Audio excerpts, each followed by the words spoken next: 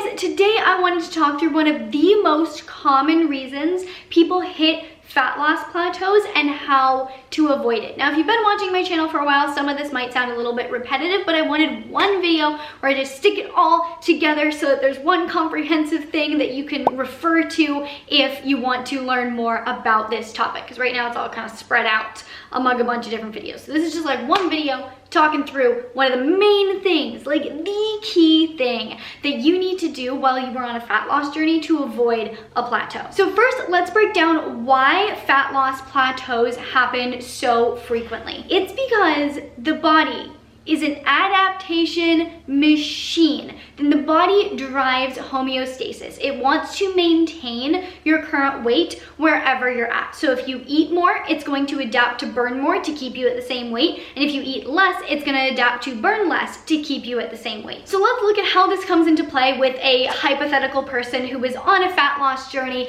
and going into a deficit to achieve this goal. Let's say that the number of calories they need to eat to maintain weight is 2,500 calories. And let's say that they want to go into a 20% deficit to lose fat, which means they need to eat 2,000 calories a day to lose fat. Now, because your body is an adaptation machine and it wants you to maintain homeostasis, if this person were to eat 2,000 calories for weeks on end, their metabolism would slowly slow down to account for that, so that they're only burning 2,000 calories eventually. So week by week, even though you're eating the same number of calories and in a 20% deficit based on your original maintenance, your deficit actually slowly decreases, which means each week your deficit is less and less effective and you burn less and less fat over time. Even though you're maintaining the same amount of activity, your body weight probably hasn't changed like too much. Over time, you're just gonna be burning significantly fewer and fewer calories until eventually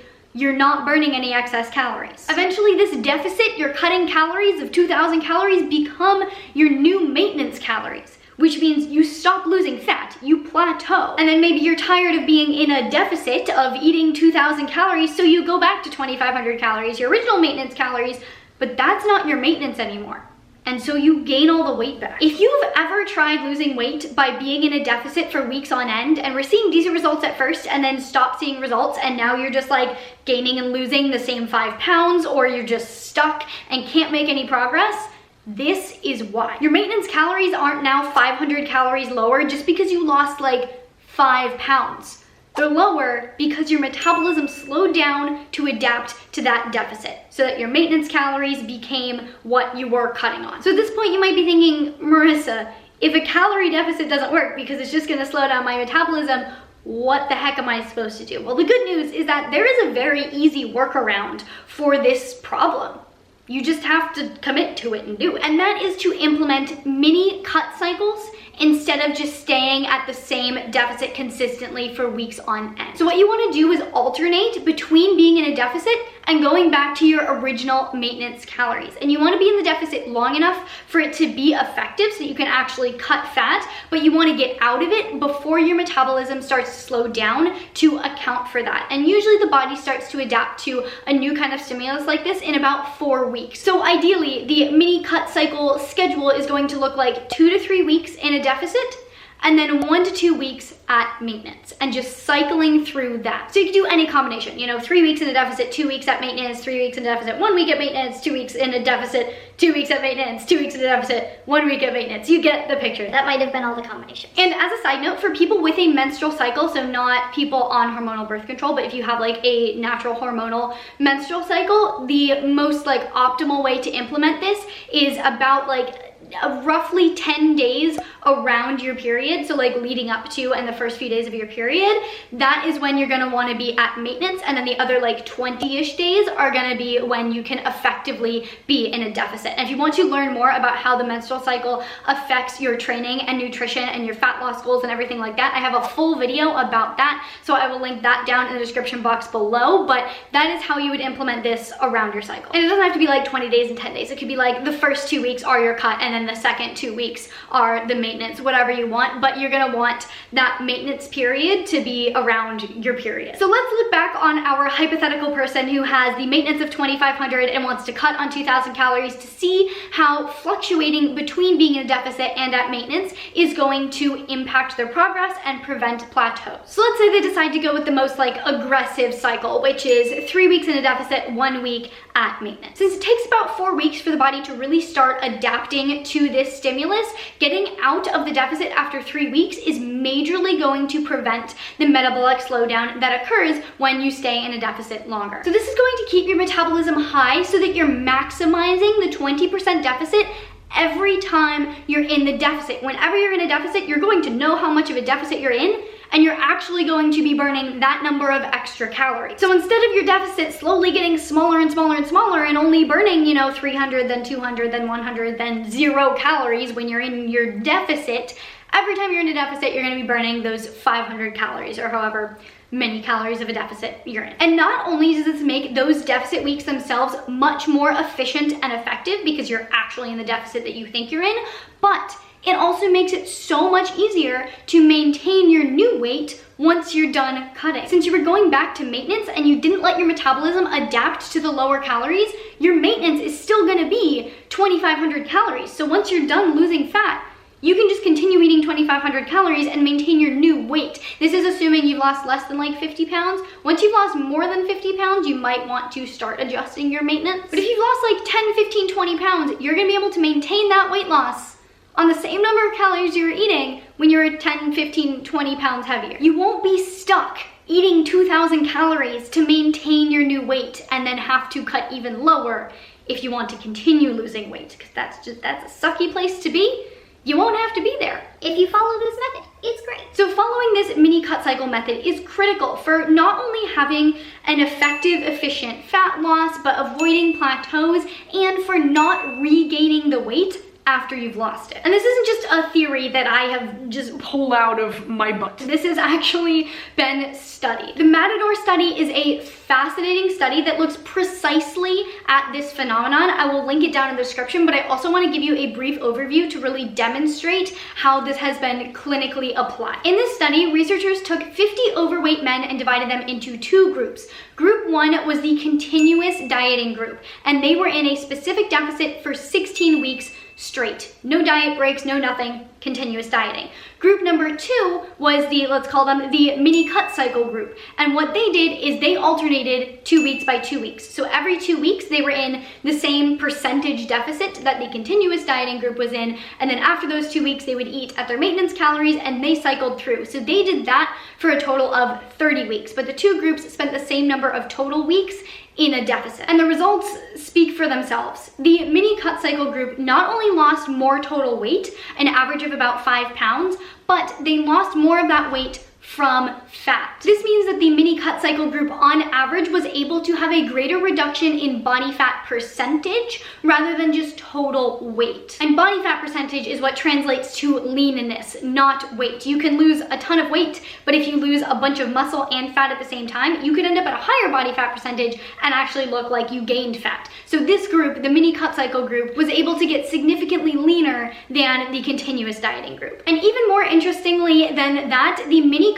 cycle group had a much smaller reduction in their metabolic rate. So they ended this period of dieting with a faster metabolism. And this ultimately made it a lot easier for them to keep the weight off when the researchers followed up at 8 weeks and at 6 months. After 8 weeks, on average, the MiniCut cycle group had maintained their weight loss. They didn't gain all the weight back, whereas the continuous dieting group started regaining weight after just 2 weeks. Though both groups did regain weight after 6 months, which honestly is not surprising considering there's a short-term intervention designed just to make them lose weight, not to change any lifestyle factors that would have been associated with the weight gain in the first place. But the MiniCut cycle group still maintained a lower fat mass than the continuous dieting group. So yes, the MiniCut cycle group took almost twice as long to go through the process, but they lost more fat, got leaner, and were able to maintain it a lot longer. So hopefully that is all super super clear and makes sense. But I do really quick want to address a lot of the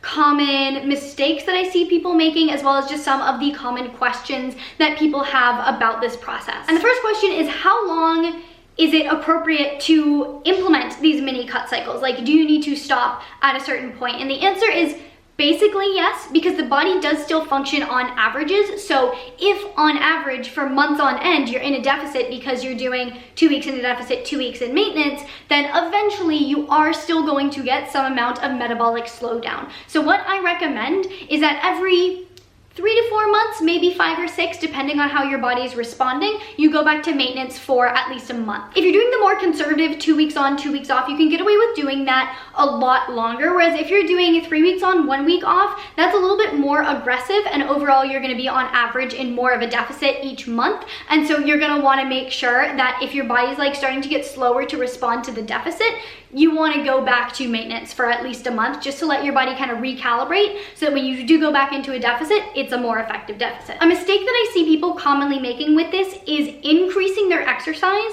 when they go back to maintenance. You don't want to do this. You want to keep your exercise consistent. If you increase your exercise when you go back to maintenance beyond what it was when you knew your maintenance was that amount, so like as an example, if you know your maintenance is 2,500 calories when you're working out for an hour 5 days a week, then you're gonna wanna work out for an hour 5 days a week when you're eating at maintenance of 2,500 calories. If you want to increase your activity and do an hour 6 days a week, you need to increase your intake on your maintenance week accordingly, or else you're still putting yourself in a deficit, which completely defeats the purpose. And I see people doing this out of fear because they think that when they go back to maintenance, they're gonna gain all the fat back, and so they exercise more.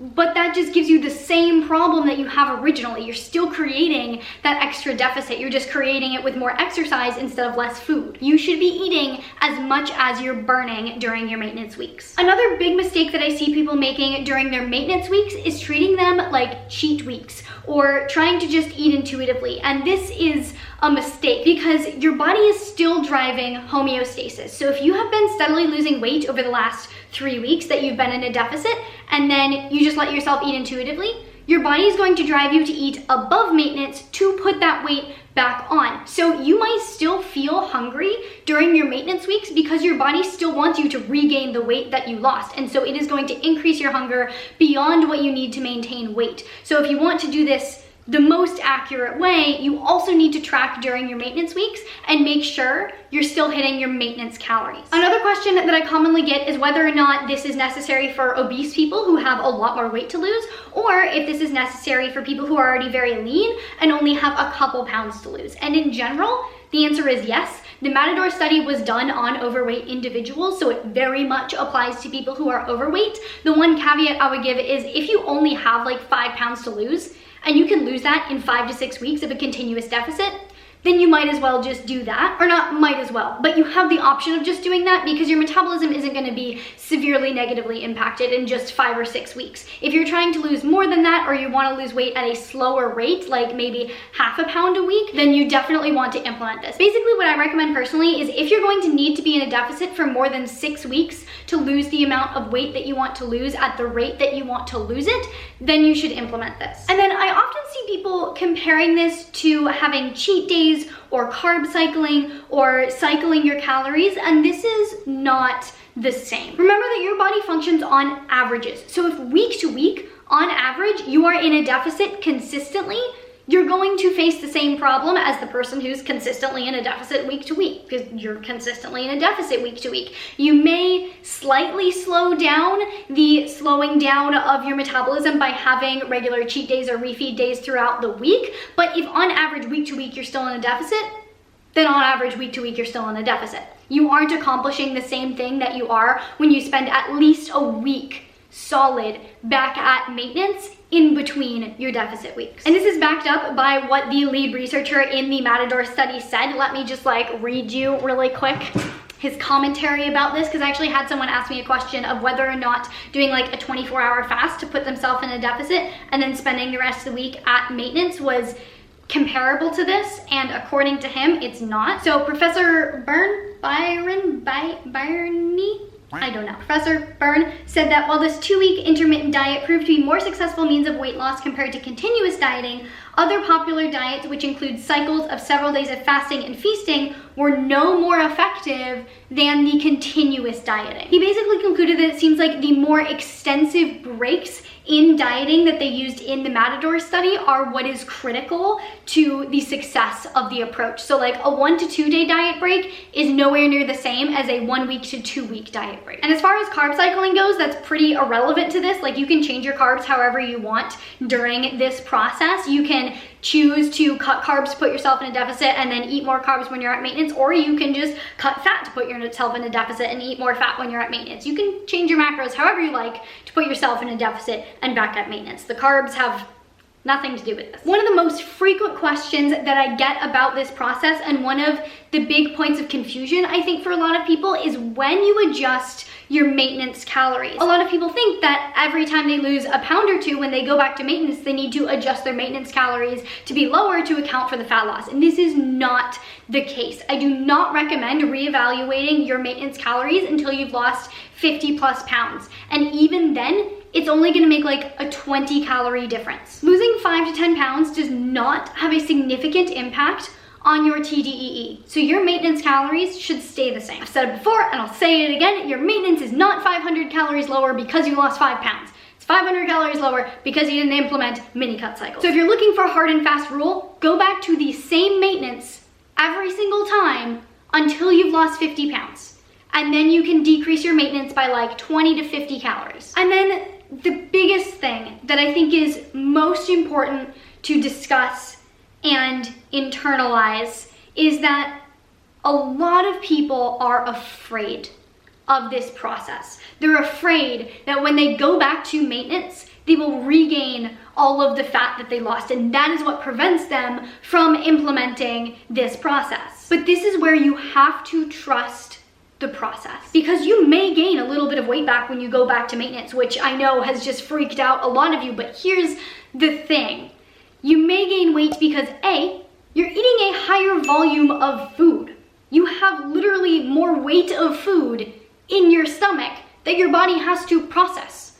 And so you're going to weigh more because of that. Additionally, you probably are increasing your carbs when you're going back to maintenance. The more carbs you eat, the more water weight you store. And so you may gain a little bit of water weight when you go back to your maintenance calories, but it's not fat. Water weight fluctuates regularly. It's not something you should worry about if your end goal is fat loss. Water weight fluctuations just happen. If you're doing everything right and if you're otherwise healthy, you should not gain any fat back when you go back to maintenance. If you let your fear of fat gain prevent you from going back to maintenance regularly, you're going to dig yourself into a hole where you plateau on lower calories. You still have fat to lose, so you have to lower your calories even more. You plateau on that, you lower your calories even more. Eventually, you get to your weight loss goal, but now you're maintaining weight on 1,000 calories, which is not sustainable, not healthy. And as soon as you start eating more, you gain all of the weight back. But now, you're not maintaining weight on 2,500 calories, you're maintaining weight on 1,000 calories. And in my humble opinion, that sounds a lot worse than gaining back a smidge of weight or even a smidge of fat when you go back to maintenance. If that means that ultimately you lose that fat and it's gone and you have a high metabolism and you can just go about your life and not have to worry about fat loss anymore. And it may sound like an exaggeration that someone could go from maintaining weight on 2,500 calories to maintaining weight on 1,000 calories and then gaining a bunch of weight on top of that, but I see this all the time, that the fear of fat gain is ultimately what leads to fat gain, because people get scared and they don't trust the process and they backpedal and then they get stuck. And yes, this method also takes a lot longer, but it is a lot more effective long term. If you're considering this and thinking, well, I could just lose all the fat in 4 months instead of 8, ask yourself, would you rather spend the next 8 months, or however long it's gonna take you, let's just say 8 months, losing the fat the right way, following this method, and then be able to keep it off and never have to worry about fat loss again and just maintain like an effortless leanness to your body? Or spend the next like 3 to 4 months hardcore crash dieting, never going back to maintenance, having to continue to drop your calories and achieve your goal physique in 4 months, but gain all the weight back in the 4 months after that, and then have to do that year after year after year and constantly be either starving yourself or unhappy with your body. I personally would rather put in the effort up front to get to my goals and then never have to worry about it again. If you are one of these people who has tried continuous dieting and ended up plateauing and having to continuously cut your calories and has dug yourself into this hole that I've talked about, I highly recommend considering a reverse diet to get your metabolism back to a healthy place, to a place where when you do take a deficit, you're not eating next to nothing. I have a full series about reverse dieting. I will link that down in the description box below. So if you are stuck in this place, that is your solution. But for any of you who have not embarked on your fat loss journey yet or are just looking for a more efficient way to do this, I hope this video was helpful for you. If you have any questions, leave them down in the comments below. I can do a follow-up video to address anything that may have been confusing or any concerns that any of you have. In the meantime, if you like this video, please give it a big thumbs up because it really does support me and my channel. I really genuinely appreciate it. Please share this video with your friends, family, stick it on Facebook, Twitter, Instagram stories, you name it. If you want to see more videos from me all about the metabolism and fat loss, you can check them out over here. To see future videos from me, make sure you hit that subscribe button to follow me on my little fat loss journey that I am currently going on. Speaking of which, this week is my maintenance week, which is why I have a little bit more energy than I did before. Make sure you hit the notification bell so you get notified when I post a new video, and I will see you very soon. Bye.